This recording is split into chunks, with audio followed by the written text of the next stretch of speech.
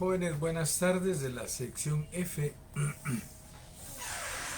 Les había comentado que el día de hoy iba a tratar de iniciar el abordaje sobre la defensa de la Constitución. Y dentro de ese abordaje de la defensa de la Constitución me iba a referir a tres principios fundamentales. Originalmente el principio de supremacía constitucional, en la que Hans Kelsen lo desarrolla como concepción unitaria del derecho, y el principio de imperatividad constitucional y el principio de legitimidad constitucional.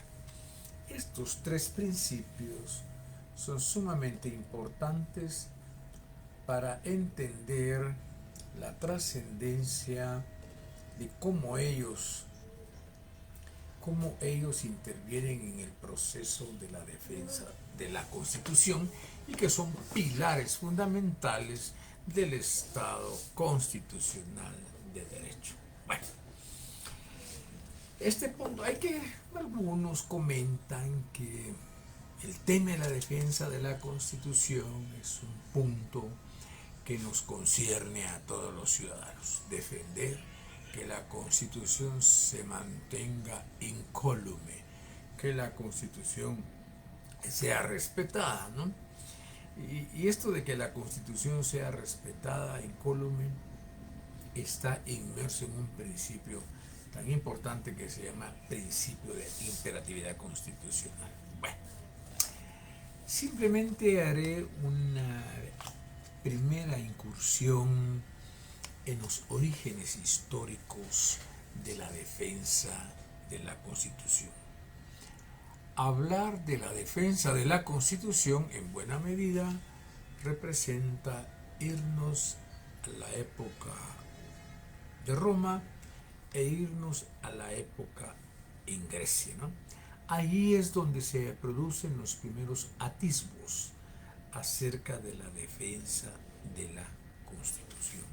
Sin embargo, muchos autores coinciden que el inicio de la existencia de la defensa de la Constitución se produce precisamente en el periodo del constitucionalismo liberal. Recordémonos que con la Revolución Francesa se inicia la construcción de los estados liberales de derecho. Entonces, muchos autores coinciden en que históricamente hablar de la defensa de la Constitución es ubicarnos en el periodo de la Revolución Francesa, ¿no? Por ahí empieza entonces históricamente el concepto de defensa de la Constitución. Más adelante, en el año de 1803, en Norteamérica, se formuló jurisprudencialmente este tema de la defensa de la Constitución a través de un fallo dictado por la Suprema Corte de Estados Unidos en el muy y decimonónicamente hablado caso Marbury versus Madison, que emite el chef John Marshall, y en el que él señala que cuando un juez se encuentre ante la disyuntiva de aplicar una norma constitucional o bien aplicar una norma ordinaria en un caso concreto, el juez debe de inclinarse definitivamente por la norma constitucional.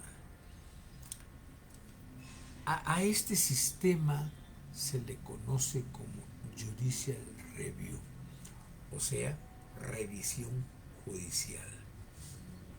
Este sistema que se produce en el año de 1803, en esa célebre sentencia del juez John Marshall, da surgimiento a un modelo de control constitucional de las leyes. Este modelo americano, conocido también con el nombre de modelo difuso, es retomado en muchos países. Y para no ir tan lejos, hablemos del caso concreto de nuestro país, en el que nuestro sistema de justicia constitucional se nutre precisamente del modelo americano o modelo difuso. ¿Y en qué se basa el modelo americano o modelo difuso? Este modelo se basa o se fundamenta en que todos los tribunales de jurisdicción ordinaria tienen la facultad para conocer acerca de un conflicto constitucional. Y la legislación guatemalteca en materia constitucional tomó en cuenta el modelo americano o modelo difuso, en el que se le da competencia constitucional a los jueces, cortes de apelaciones y Corte Suprema de poder conocer acerca de conflictos constitucionales que se producen en un caso concreto. A esto es a lo que se le denomina inconstitucionalidad de leyes a casos concretos. Y esto quedó recogido en nuestra propia constitución política y también en otra ley constitucional, que es la ley de amparo, exhibición personal y de constitucionalidad. Repito, estoy hablando de eso porque este es un antecedente de la defensa de la Constitución. También tenemos a la institución del proceso constitucional de amparo de origen mexicano. Y tenemos también como antecedente el habeas corpus inglés, conocido como la exhibición personal. A estas tres instituciones es a las que se les ha denominado los antecedentes decimonónicos de la defensa de la Constitución, de esta teoría. Empero también se ha venido desarrollando a través, por ejemplo, de la Constitución Austriaca de 1920, así también con la existencia de la creación de la Corte de Justicia Constitucional como sistema concentrado bajo la inspiración de Hans Kelsen. Estos 5 elementos que he indicado podríamos decir que son los antecedentes decimonónicos de la defensa de la Constitución. Bueno, esto es importante hablarlo porque aquí tiene una trascendencia muy importante el gran jurista austriaco Hans Kelsen. Y sobre esta base de los principios de defensa de la Constitución se desarrollan entonces 3 grandes principios. El primer principio, que es el principio de supremacía constitucional. Este principio Hans Kelsen le denominó la concepción unitaria del derecho. ¿Y en qué consiste este principio de supremacía constitucional? Este principio de supremacía constitucional señala que en todo sistema jurídico no es un sistema unilineal, sino que es un sistema jerárquico en el que hay normas primarias que determinan la condición de validez formal y material de las normas secundarias. Y estas normas secundarias nunca pueden estar por encima de las normas primarias, toda vez que la condición de validez la va a proporcionar la norma primaria. ¿Y cuál es la norma primaria? Pues la Constitución. En nuestro sistema perviven varias normas primarias o constitucionales. Primero tenemos la Constitución Política de la República de Guatemala. Tenemos también la Ley de Amparo, Exhibición Personal y de Constitucionalidad. Tenemos la Ley de Orden Público. Tenemos la Ley electoral y de partidos políticos. Tenemos la Ley de Libre Emisión del Pensamiento. No sé si hablé de la Ley de Amparo, Exhibición Personal y de Constitucionalidad. Estas son las leyes constitucionales que están por encima de toda la estructura del ordenamiento jurídico. Y a esto fue lo que Hans Kelsen denominó la concepción unitaria del derecho e indicó y manifestó que dentro de esa jerarquía en el que en primer lugar están las normas constitucionales, las normas ordinarias, los reglamentos, las resoluciones, actos jurídicos y los contratos. Y sobre esa estructura jerárquica, Hans Kelsen manifestó que por encima de la Constitución existía una norma hipotética fundamental. Y que esa norma hipotética fundamental no era un concepto jurídico, sino que era más bien un concepto lógico.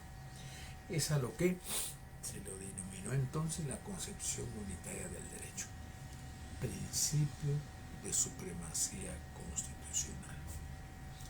Y el otro gran principio, que es el principio de imperatividad constitucional. El principio de imperatividad constitucional es un principio que opera automáticamente entre gobernantes y gobernados. Este principio nos señala que tanto la autoridad pública o los poderes públicos como los ciudadanos estamos compelidos, estamos obligados al respeto de la Constitución. Entonces, así las cosas, es importante señalar de que este es un principio trascendental. Es que me están pidiendo varios que me están solicitando integrarse, ¿verdad? Solicitud de amistad. Bueno, ahí me miras esto, por favor. Bueno, entonces vemos entonces el segundo principio, el principio de imperatividad constitucional. Gobernantes y gobernados deben de respetar la Constitución y es un principio vinculante.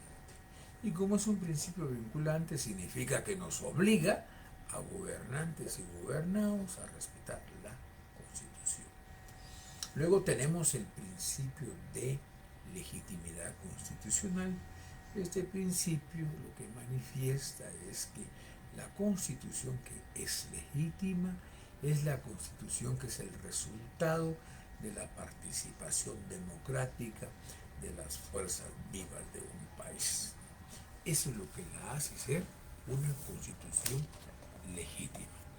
Hay que reconocer que Hans Kelsen desarrolló toda una teoría en el tema de la defensa de la Constitución y así lo hizo publicando en el año de 1928 un texto que él denominó la garantía jurisdiccional de la Constitución, al plantear como tesis fundamental que toda constitución rígida únicamente puede ser defendida eficazmente si para garantizar su cumplimiento se crea una específica Corte Constitucional. Ese es el gran aporte de Hans Kelsen y es así como, por ejemplo, en el medio guatemalteco, emulando este tipo de planteamiento es que tenemos un tribunal constitucional que en la jerga común se le denomina, no en la jerga común, así lo dice la ley de amparo, Corte de Constitucionalidad, que opera como un tribunal concentrado, ¿verdad?, para conocer de amparos, acciones constitucionales de amparo, biinstanciales y de única instancia. Le corresponde también conocer acerca de inconstitucionalidad de leyes de carácter general, total o parcial. Y le corresponde conocer en apelación de inconstitucionalidades al caso concreto, ¿verdad? Pero este es el resultado de esa lucubración teórica que formuló en su momento Hans Kelsen, y que en buena medida dejó sentados algunos principios para la defensa de la Constitución. Sobre este punto vale la pena indicar, sobre el tema de la defensa de la Constitución, que existe un gran jurista mexicano, y me refiero al profesor Héctor Zamudio, quien fue magistrado de la Corte Interamericana de Derechos Humanos. Los aportes de él en este tema han sido sumamente importantes. Diría yo que es uno de los precursores del tema de la defensa de la Constitución, empero de la misma manera uno de los precursores en intentar que en las facultades de derecho la disciplina que tiene que ver con la justicia constitucional sea incorporada en los pensos de estudios con el nombre que le corresponde, que es Derecho Procesal Constitucional. Resulta que el profesor Zamudio elabora una definición acerca de la defensa de la Constitución. Y el profesor Zamudio indica que la defensa de la Constitución está integrada por todos aquellos instrumentos jurídicos y procesales que se han establecido precisamente tanto para conservar la normativa constitucional como para prevenir su violación y reprimir, dice, su desconocimiento. Y lo que es más importante, dice, lograr para el desarrollo y evolución de las propias disposiciones constitucionales. Este es el primer aporte sobre el tema de la defensa de la Constitución. Resulta que el profesor Zamudio también creó una clasificación de cómo debe de defenderse la Constitución, y él ubica este tema de la defensa de la Constitución en dos grandes categorías. La primera de ellas dice que son las que están referidas estrictamente a la protección de la Constitución, y la segunda de ellas que se conoce como las garantías constitucionales. Las primeras, que están referidas básicamente a los instrumentos de defensa de la Constitución, que hoy empezaré a dibujar algunos asuntos sobre esto. Y en segundo lugar, las garantías constitucionales, que estas operan más procesalmente, y estamos hablando básicamente del amparo, acción constitucional de amparo. Estamos hablando de la institución del habeas corpus de origen inglés o exhibición personal, y estamos hablando del control constitucional de las leyes por sus dos vías: por la vía de acción directa de inconstitucionalidad de leyes de carácter general, total o parcial, o bien por la vía de inconstitucionalidad de leyes a casos concretos. Esa es la clase, así clasifica el profesor Zamudio esta clasificación, en que ubica en dos categorías la defensa de la misma Constitución. Bueno, resulta que dice, buenas tardes, no se escucha mucho, entonces le voy a subir más volumen a la cuestión. Bueno, el otro punto que vale la pena entonces platicar es acerca de qué son los instrumentos de defensa de la Constitución. debe de entenderse como instrumentos de defensa de la Constitución a todos aquellos que están encaminados a proteger el orden constitucional. Y estos pueden ser de diferente carácter. Pueden ser de carácter político, pueden ser de carácter económico, pueden ser de carácter social y estrictamente jurídico. Y en el ámbito estrictamente jurídico se refiere básicamente a la rigidez constitucional. Pero todos estos instrumentos de la defensa de la Constitución se manifiestan a través de normas de carácter constitucional, ¿no? Entonces, este es el punto importante del tema de la defensa de la Constitución. Hablemos de los instrumentos políticos de la defensa de la Constitución, que son los primeros. Yo creo que hasta ahí voy a llegar, pero solo voy a terminar y ya puedan ustedes descansar.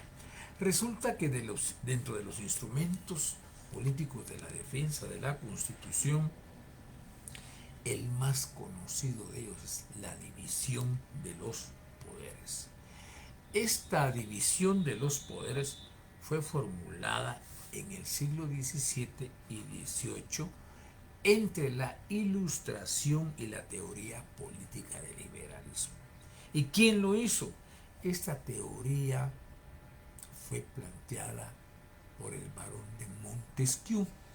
Y el barón de Montesquieu manifestó que esta teoría planteaba o estaba orientada básicamente a contener a los diversos poderes del Estado dentro de sus propias competencias y a limitar el ejercicio del poder.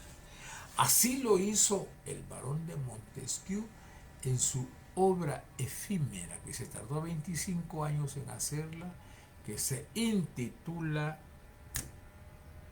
El espíritu de las leyes, y lo hace en el capítulo 11 del referido texto. Como he explicado, el planteamiento de esta teoría descansa en la necesidad de mantener a los diversos poderes dentro de sus propias competencias y a limitar el ejercicio del poder.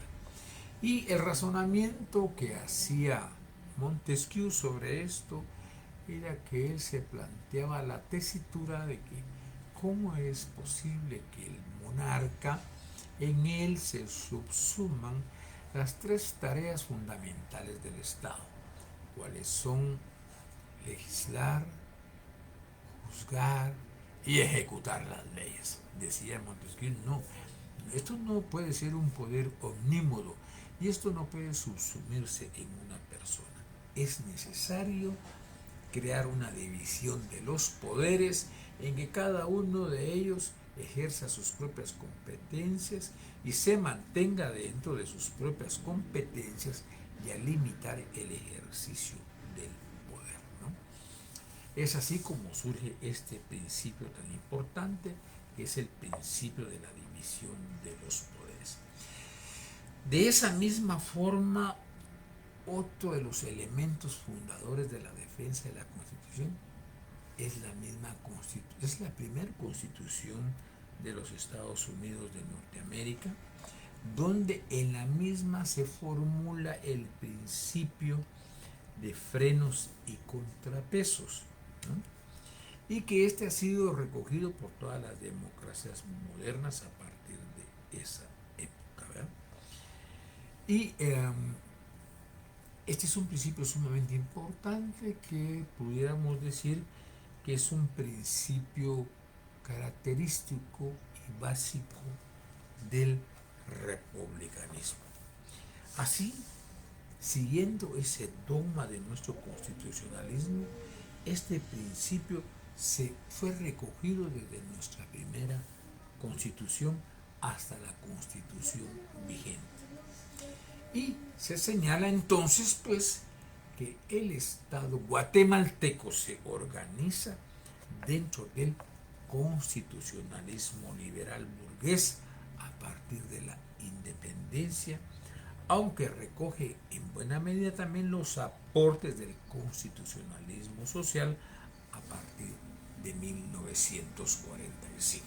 Bueno, aquí ya hemos hecho una pequeña introducción sobre la defensa de la Constitución y primero Dios el lunes que voy a estar allá con ustedes de manera presencial hablaré de los controles intraórganos, que es una clasificación que hizo el jurista Lowenstein, ¿no? Entonces hablaré sobre los controles intraórganos e interórganos.